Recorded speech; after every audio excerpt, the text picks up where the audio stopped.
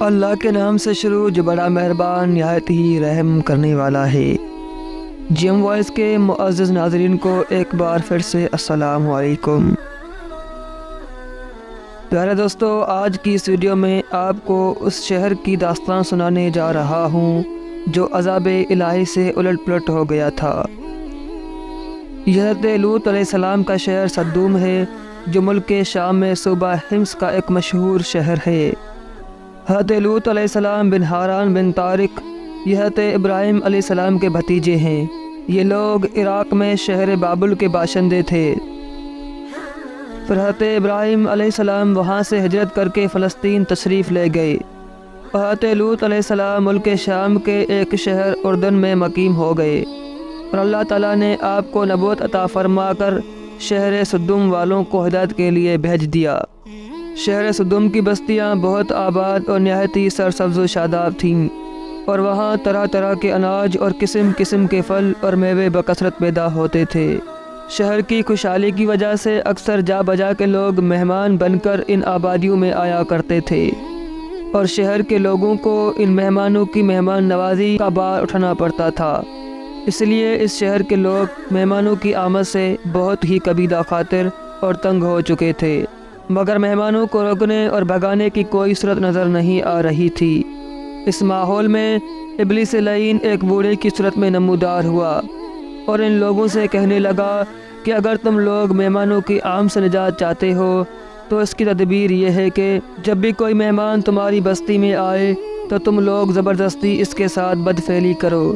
چنانچہ سب سے پہلے ابلیس خود ایک خوبصورت لڑکے کی شکل میں مہمان بن کر اس بستی میں داخل ہوا اور ان لوگوں سے خوب بدفعلی کرائی۔ اس طرح یہ فعل بد ان لوگوں نے شیطان سے سیکھا۔ پھر رفتہ رفتہ اس برے کام کے یہ لوگ اس قدر عادی بن گئے کہ عورتوں کو چھوڑ کر مردوں سے اپنی شہوت پوری کرنے لگے۔ چنانچہ حضرت لوط علیہ السلام نے ان لوگوں کو اس فعل بد سے منع کرتے ہوئے اس طرح واعظ فرمایا کہ اے میری قوم، کیا تم وہ بے حیائی کرتے ہو جو تم سے پہلے جہاں میں کسی نے نہ کی؟ تم تو مردوں کے پاس شہوت سے جاتے ہو عورتیں چھوڑ کر، بلکہ تم لوگ حد سے گزر گئے۔ حضرت لوط علیہ السلام کے اس اصلاحی وعظ کو سن کر ان کی قوم نے نہایت ہی بے باکی اور انتہائی بے حیائی کے ساتھ کہا، جس کو قرآن کریم نے ان الفاظ میں بیان کیا ہے کہ اس کی قوم کا کچھ جواب نہ تھا مگر یہی کہنا کہ ان کو اپنی بستی سے نکال دو، یہ لوگ تو پاکیزگی چاہتے ہیں۔ جب قوم لوط کی سرکشی اور بدفعلی قابل ہدایت نہ رہی تو اللہ تعالیٰ کا عذاب آ گیا۔ چنانچہ حضرت جبرائیل علیہ السلام چند فرشتوں کو ہمراہ لے کر آسمان سے اتر پڑے۔ پھر یہ فرشتے مہمان بن کر حضرت لوط علیہ السلام کے پاس پہنچے، اور یہ سب فرشتے بہت ہی حسین اور خوبصورت لڑکوں کی شکل میں تھے۔ ان مہمانوں کے حسن و جمال کو دیکھ کر اور قوم کی بدکاری کا خیال کر کے حضرت لوط علیہ السلام بہت فکر مند ہوئے۔ تھوڑی دیر بعد قوم کے بدفعلوں نے حضرت لوط علیہ السلام کے گھر کا محاصرہ کر لیا اور ان مہمانوں کے ساتھ بدفعلی کے ارادے سے دیوار پر چڑھنے لگے۔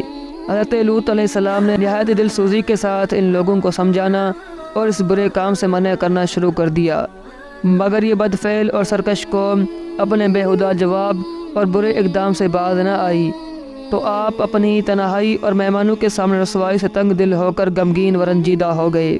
یہ منظر دیکھ کر حضرت جبرائیل علیہ السلام نے فرمایا کہ اے اللہ عز و جل کے نبی، آپ بالکل کوئی فکر نہ کریں، ہم لوگ اللہ تعالیٰ کے بھیجے ہوئے فرشتے ہیں جو ان بدکاروں پر عذاب لے کر اترے ہیں، لہذا آپ مومنین اور اپنے اہل و عیال کو ساتھ لے کر صبح ہونے سے قبل ہی اس بستی سے دور نکل جائیں، اور خبردار کوئی شخص پیچھے مڑ کر اس بستی کی طرف نہ دیکھے، ورنہ وہ بھی اس عذاب میں گرفتار ہو جائے گا۔ چنانچہ حضرت لوط علیہ السلام اپنے گھر والوں اور مومنین کو ہمراہ لے کر بستی سے باہر نکل گئے۔ پھر حضرت جبرائیل علیہ السلام اس شہر کی 5 بستیوں کو اپنے پروں پر اٹھا کر آسمان کی طرف بلند ہوئے اور کچھ اوپر جا کر ان بستیوں کو الٹ دیا، اور یہ آبادیاں زمین پر گر کر چکنا چور ہو کر زمین پر بکھر گئیں۔ پھر کنکر کے پتھروں کا مہینہ برسا اور اس زور سے سنگ باری ہوئی کہ قوم لوط کے تمام لوگ مر گئے اور ان کی لاشیں بھی ٹکڑے ٹکڑے ہو کر بکھر گئیں۔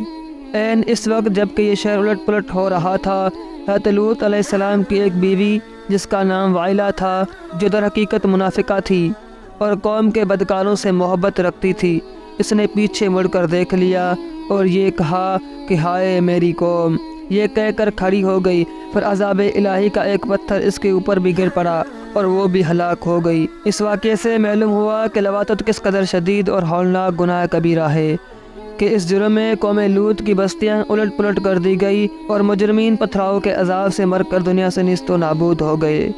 منقول ہے کہ حضرت سلیمان علیہ السلام نے ایک مرتبہ ابلیس لعین سے پوچھا کہ اللہ تعالیٰ کو سب سے بڑھ کر کون سا گناہ ناپسند ہے؟